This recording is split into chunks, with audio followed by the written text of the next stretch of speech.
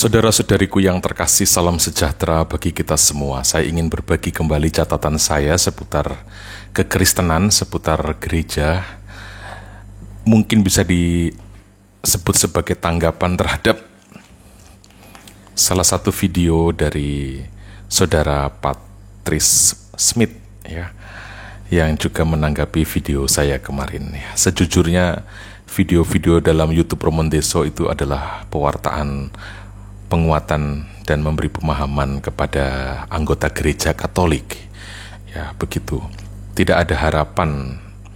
Tentu ada harapan, tetapi tidak terbersit semacam niat terselubung supaya teman-teman Protestan mau menjadi Katolik. Ya, karena itu urusan Tuhan, ya. Urusan saya itu, urusan kami lebih pada mewartakan apa yang diyakini sebagai ajaran iman gereja. Saya ingin menyampaikan beberapa catatan ini. Yang pertama, untuk saudaraku Patrice Smith. Problem kekristenan sekarang itu, atau mungkin dari dulu, itu adalah problem ketaatan. Tidak usah membela diri dengan hal ini sebenarnya. Ya, kita tahu dalam catatan sejarah itu, ketaatan menjadi problem sentral sebenarnya. Kenapa kita bisa terpecah seperti sekarang? Kenapa ada gereja ortodoks? Ya, kenapa sampai ada sebutan gereja Katolik Roma? Kenapa ada sebutan gereja barat, gereja timur? Dan gereja barat disebut gereja Katolik Roma. Kenapa sampai ada sebutan Protestan?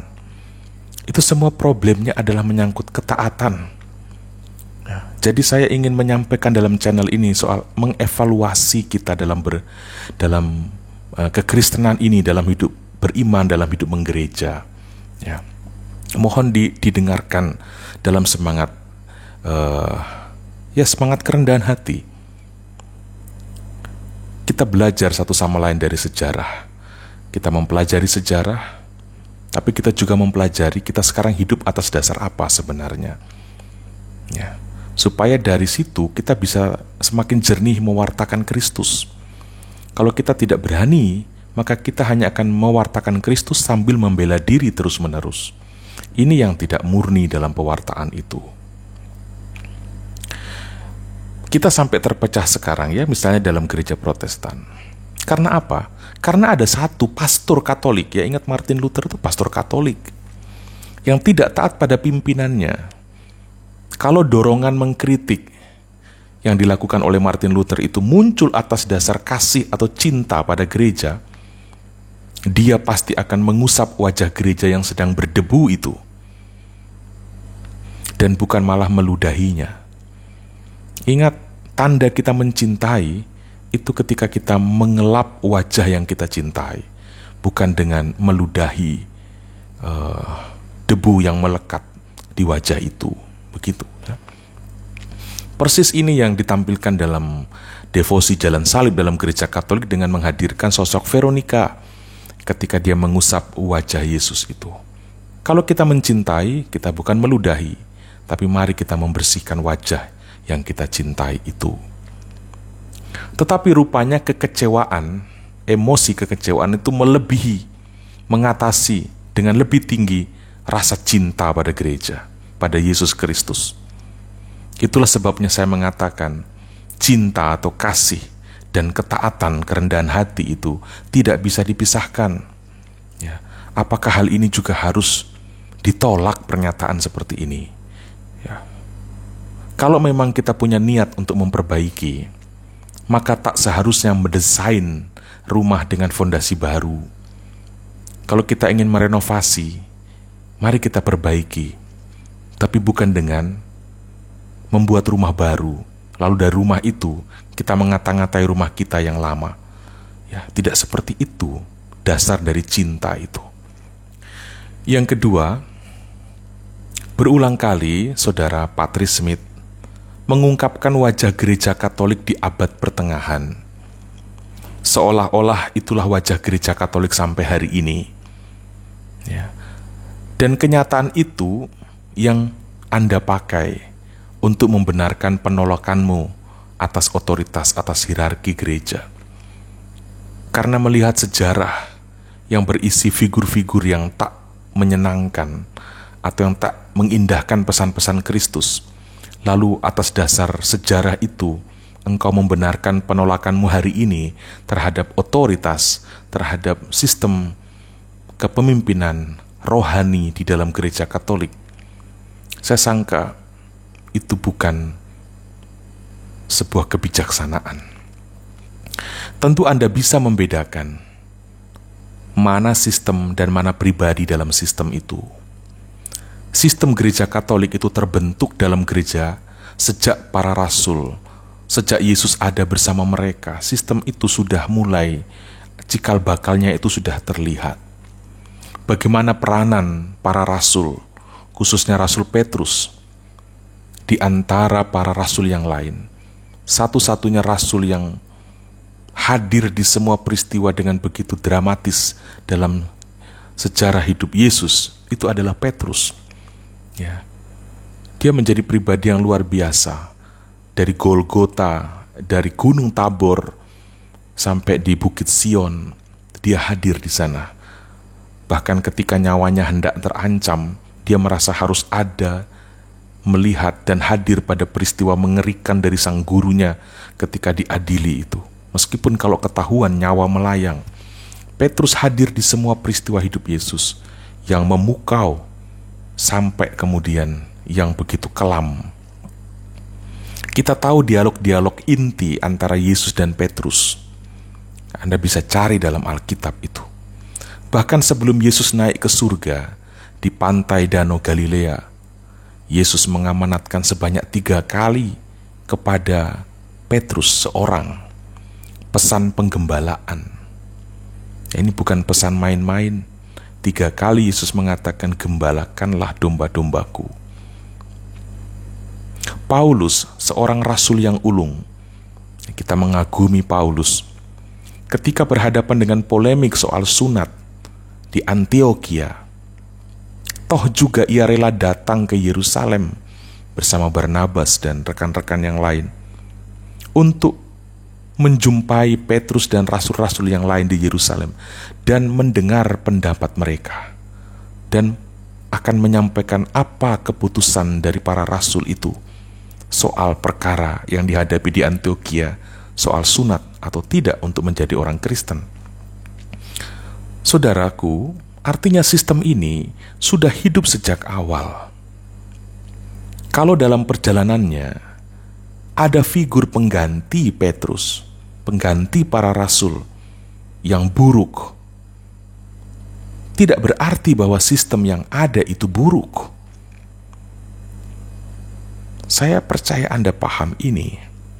Sama halnya ketika dalam komunitasmu ada beberapa pendeta misalnya, kedapatan menyeleweng, menggelapkan uang, atau mungkin perkara moral yang lain.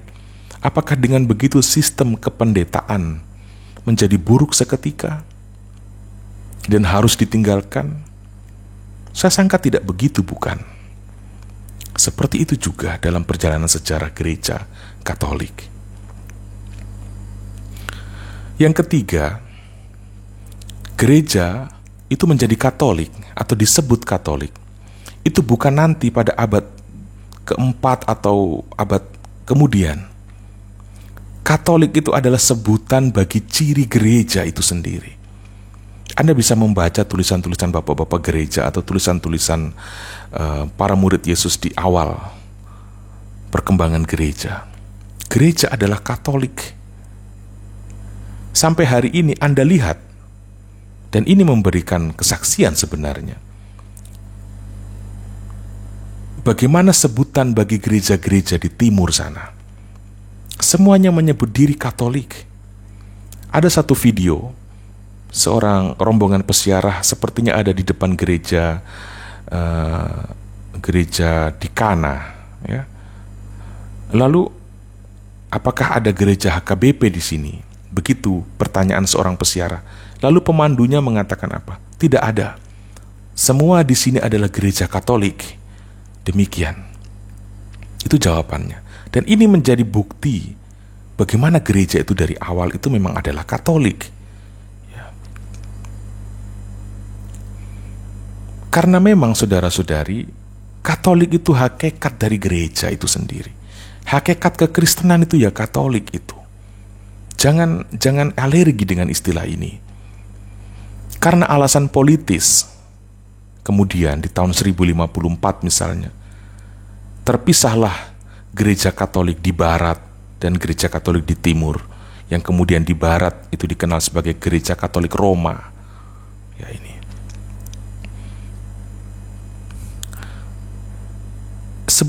Yang semuanya adalah Katolik. Ini. Gereja barat yang lambat laun disebut gereja Katolik Roma adalah gereja Katolik yang juga sama dengan gereja-gereja yang ada di timur. Begitu. Ada tentu persoalan di sana, entah menyangkut penerimaan tentang otoritas, kepausan dan sebagainya. Ya, disinilah saya katakan aspek ketaatan itu menjadi problem dari dulu. Ini kita tidak akan mendengar ada istilah gereja Katolik Roma, gereja Ortodoks, gereja Koptik Mesir, gereja Katolik Mesir, gereja Katolik yang lain. Ya, kalau problem ketaatan tidak menjadi problem dasar dari kekristenan itu. Hanya Protestan saja, ya, hanya Protestan yang memisahkan diri di tahun 1517 itu satu-satunya komunitas Kristiani yang menolak menggunakan nama Katolik. Semua gereja menggunakan kata Katolik. Hanya komunitas yang berdiri di atas atau warisan dari pastor yang tidak taat itu, yaitu Martin Luther itu, yang menyebut diri Protestan dan tidak menggunakan kata Katolik. Ya. Bahkan ada satu sekte di akhir abad ke-20 ini, mungkin 1970-an saya sangka. Ada satu sekte yang menyebut sekte Gereja Katolik Palmarian di Spanyol. Bahkan pada tingkat yang seperti ini pun mereka tetap pakai kata istilah Katolik, meskipun itu tidak benar sebenarnya. Ya. Maka disebut sebagai sekte yang sesat lah, bisa disebut begitu. Karena itu saudara-saudari, mohon untuk tidak alergi dengan istilah Katolik dalam menggereja, dalam menjalankan peranan kita dalam sejarah kekristenan ini. Mohon tidak alergi dengan kalimat itu, kata itu. Ya. Katolik adalah ciri kita, itu adalah hakikat dari kekristenan, itulah Katolik. Menolak sifat Katolik dalam kekristenan itu sama dengan menolak universalitas dari Kristus. Ya. Kalau alergi dengan istilah Katolik dalam tubuh kekristenan, itu serupa dengan mengesampingkan aspek universalitas dari Kristus itu sendiri. Kalau istilah Katolik memang pada dasarnya bermasalah, kenapa menunggu 1517? Ketika Martin Luther baru ada persoalan seputar istilah Katolik. Dan kenapa gereja-gereja tetap mempertahankan istilah itu?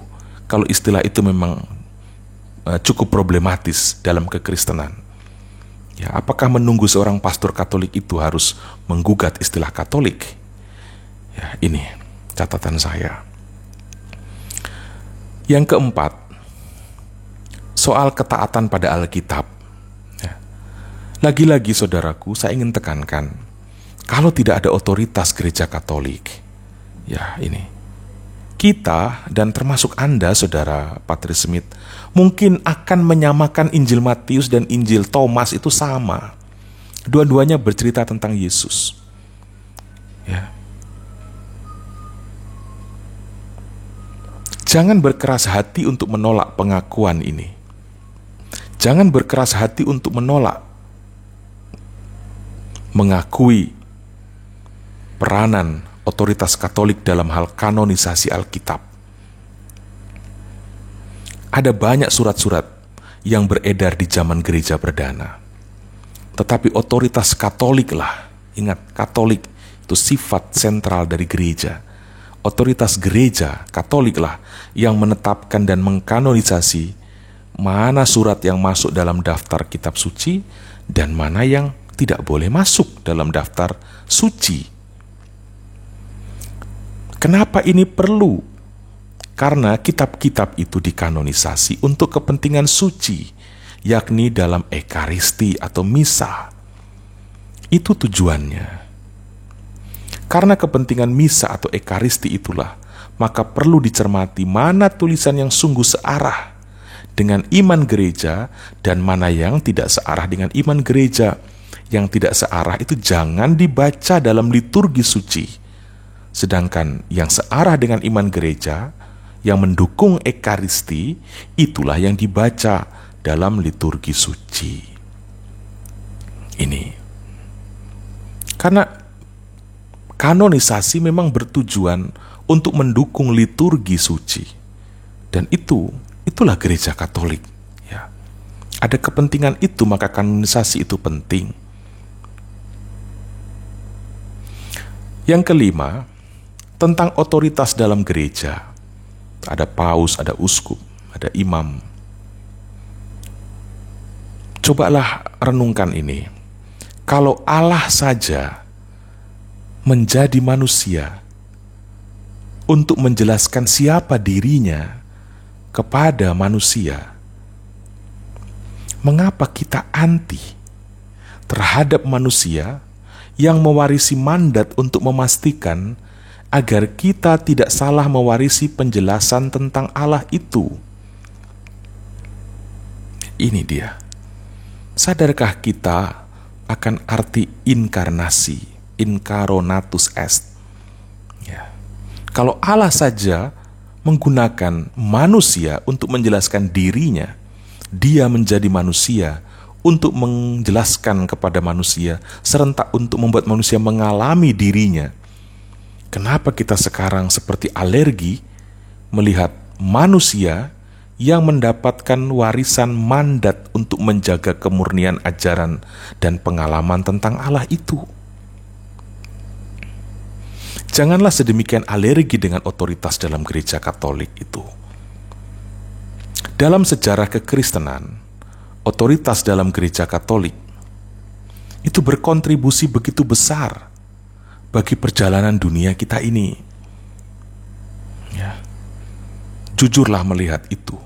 Bagaimana upaya-upaya yang dilakukan oleh otoritas gereja terhadap perdamaian dunia dan macam-macam.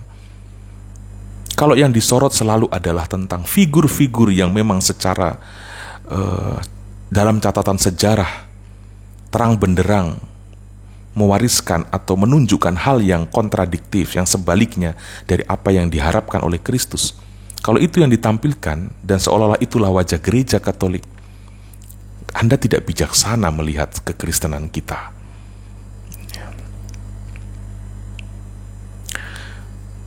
Contohnya, kalau misalnya saudaraku Patri Smith, Anda bisa berziarah ke Tanah Suci. Bagaimana situs-situs di sana bisa terpelihara dan kita bisa berziarah ke situsnya Yesus Kristus di Yerusalem misalnya, atau di seputar Galilea?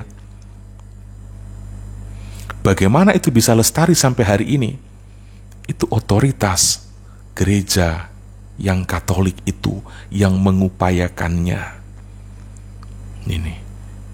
Kalau kita hari ini mengolok-olok gereja Katolik dengan perang salib dan sebagainya, lalu kita berkoar-koar dari Tanah Suci, menyampaikan khotbah-khotbah dari Tanah Suci, sementara sampai di tanah air kita menjelek-jelekkan otoritas yang membuat kita bisa berkhotbah di Tanah Suci, bagi saya itu bukan kebijaksanaan. Sama juga dengan kalau hari ini kita bisa menikmati teks-teks suci dalam Injil, surat-surat Perjanjian Baru, dan kita tidak ragu tentang isinya. Kita yakin teks ini benar, teks ini akan membawa saya pada keselamatan dan sebagainya. Itu kontribusi dari otoritas gereja yang membuat kita hilang keraguan untuk menerima isinya sebagai kebenaran. Saya tidak ragu membaca Injil Matius sebagai memang ini kitab atau Injil yang menceritakan Yesus, dan saya mengimani tulisan ini, menerimanya sebagai sumber imanku akan Yesus. Bagaimana saya bisa menerima tulisan itu sebagai kebenaran kalau saya tidak mewarisi bahwa keyakinan tentang otoritas mengajar gereja yang menetapkan itu? Ini yang perlu untuk diterima, ya bukan lagi ditolak dan diperdebatkan. Rendah hatilah untuk mengakui itu, bukan untuk menjadi Katolik, tapi akuilah bahwa itu memang demikian halnya terjadi. Ya ini. Karena itu, berbicara tentang iman Kristiani, kita bicara tentang ketaatan. Dan itu artinya kita bicara tentang sesuatu yang bisa diukur, yang disepakati bersama. Bicara soal ketaatan itu bukan sekedar bicara tentang keyakinan imajinatif, imajiner, yang tak terukur dan tak tersepakati. Kita nggak bisa berbicara ketaatan kalau kita berdiri di kaki sendiri, lalu memperjuangkan apa yang kita pikir itu. Selanjutnya, masih perihal ketaatan. Mohonlah, saya mohon dalam catatan ini, berhati-hatilah dalam membimbing umat untuk mengatakan kita hanya boleh taat pada Allah. Dan kita harus menolak otoritas manusiawi. Hanya kepada Allah saja kita harus taat. Ya. Sebenarnya ini bahasa kesombongan. Ya, bahasa kesombongan yang mungkin, mohon maaf, terlalu berlebihan saya katakan. Teknik iblis untuk membuat kita mengatakan, aku sejajar dengan Allah. Ya. Itu sebetulnya bahasa lain untuk mengatakan, saya hanya mau taat pada apa yang saya pikir tentang Allah. Orang yang mengatakan, saya hanya mau taat pada Allah, sebetulnya dia mau mengatakan, saya hanya mau taat pada apa yang saya pikir tentang Allah. Itu. Sebab pernyataan itu hanya bentuk lain dari mengatakan, sayalah sekarang otoritas tertinggi atas iman saya pada Allah.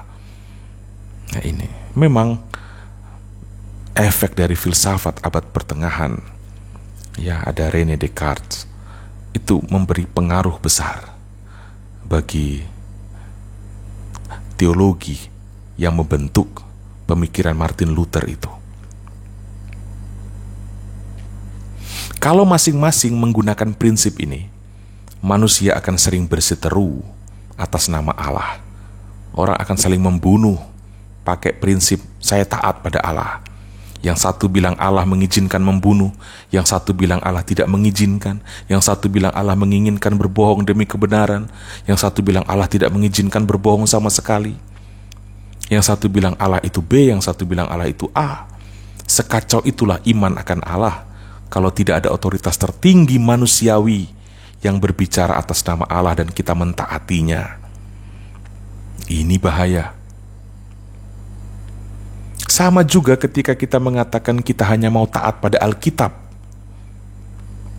Itu sama dengan mengatakan saya hanya mau taat pada apa yang saya pikir, apa yang saya imajinasikan, tafsirkan tentang teks dalam Alkitab itu. Itu sama saja dengan mengatakan sayalah sekarang otoritas tertinggi tentang kebenaran Alkitab. Sayalah otoritas tertinggi yang menafsir Alkitab. Saya tidak mau taat pada otoritas yang lain. Yang saya baca, yang saya mengerti, itulah yang saya akan taati. Ini bahaya sekali kalau yang seperti ini dibiarkan. Saudaraku Patri Smith, kalau masing-masing seperti itu prinsipnya, lihat wajah kekristenan kita sekarang ini kacau balau. Yang satu mengembangkan teologi A, yang satu mengembangkan teologi B, yang satu lagi mengembangkan tafsiran C, yang lain lagi mengembangkan pendapat D, dan seterusnya. Sekacau itulah kekristenan kalau tanpa otoritas mengajar yang jelas.